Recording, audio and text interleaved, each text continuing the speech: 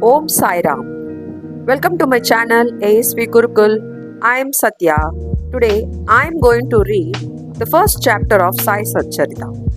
I was willing to do an audio note of Sai SathCharitha, which is a very powerful tool for all the devotees who listen or read the Sai SathCharitha. I dedicate this audio to Sai Baba, who has blessed me to do so. I am sure it will give good vibes and changes in the lives of those who listen to this audio. This audio is for the people who are finding difficult to read the SathCharitha. Now, let's start with Baba's blessing, the first chapter of the Sai SathCharitha. A leaf, a flower, a fruit, or water, that offering of love of the pure and self-controlled man is willingly and readily accepted by me, says Lord Krishna in Bhagavad Gita. So these words are dedicated to Sai Baba. Now, Sai SathCharitha was originally written by Hemant Manji, who was a follower and disciple of Sai Baba. This English version was written by Gunaji. 1. Obeisances, the story of grinding wheat and its philosophical significance. According to the ancient and revered custom, Hemant Ban begins the work of Sri Sai SathCharitha with various salutations to so many gods.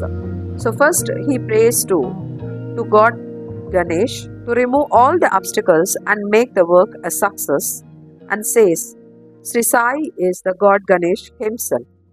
Then next he prays to Saraswati to inspire him to write the work, and says that Sri Sai is one with the goddess and that he himself is singing his own life. And then the third, he prays to gods Brahma, Vishnu and Shankara. They are the creating, preserving and destroying deities respectively, and says that Sainath is the one with them, and he, the great teacher, will carry us across the river of worldly existence. And fourth, to this tutelary deity Narayana Adinath, who manifested himself in conquer the land reclaimed by Parshuram. Ram is the Hindi version from the sea, and the Adi original is the Purush of the family.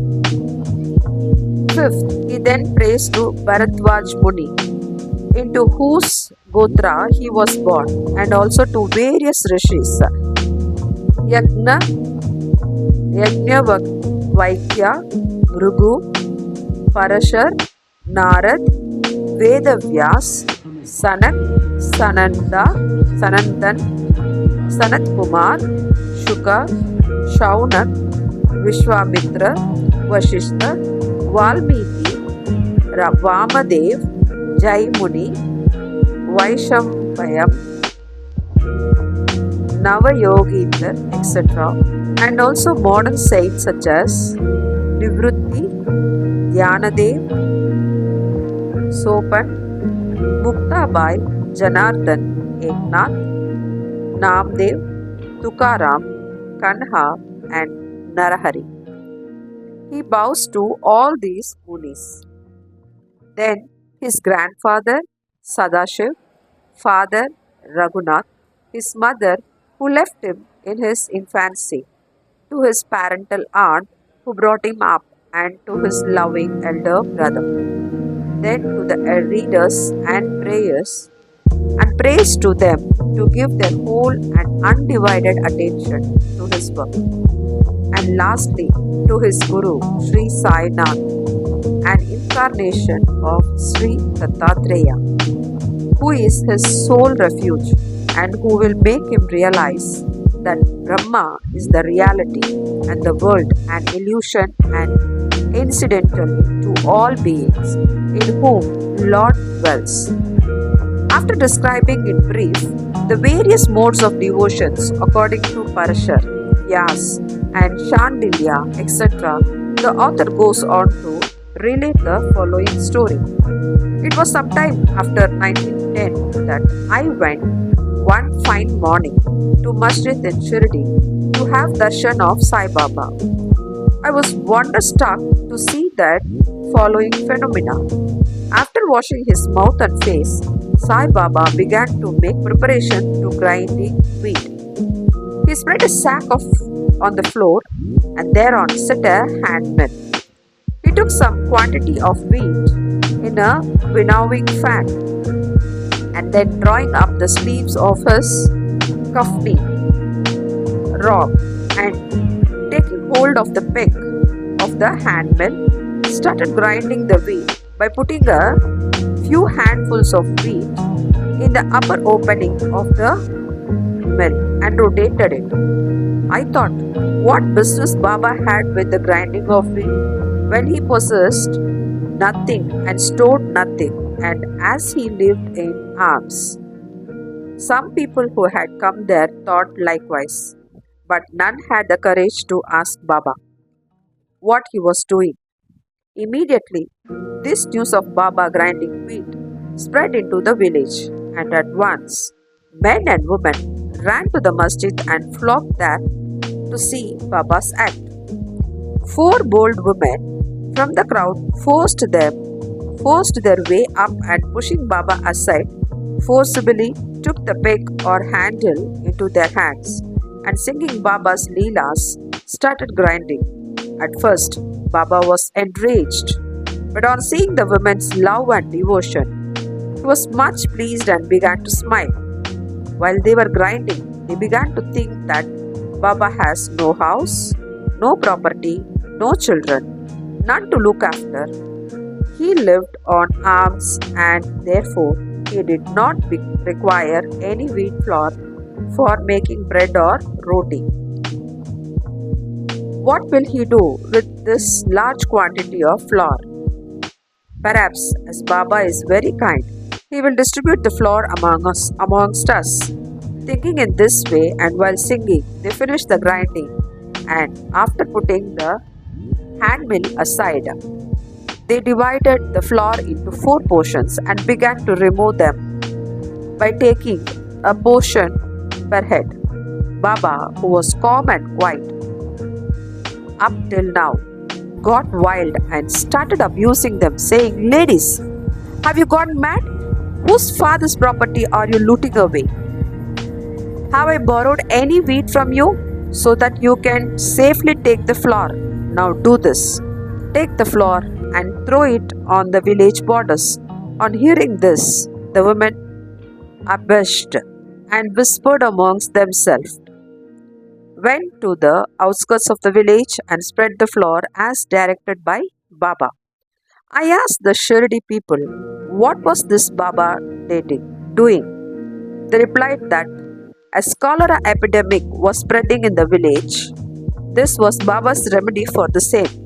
It was not wheat that was ground, but the cholera itself was ground to pieces and pushed out of the village.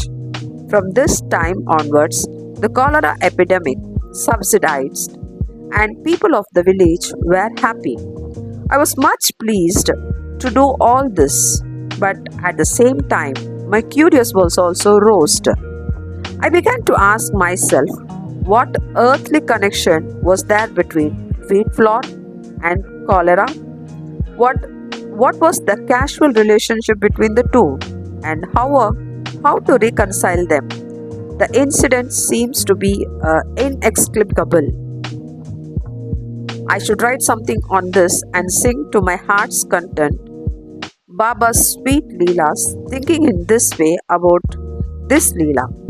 My heart was filled with joy, and I was thus inspired to write Baba's life, the Sai SathCharitha. And as we know, with Baba's grace and blessing, this work was successful, accomplished by me, said Hemant Pant. Now, philosophical significance of grinding. Let's see that. Apart from the meaning which the people of Shirdi put on this incident of grinding wheat, there is, we think, a philosophical significance too. Baba lived in Shirdi for about 60 years, and during this long period, he did the business of grinding almost every day. Not, however, wheat alone, but the sins, the mental and physical afflictions, and the miseries of his innumerable devotees.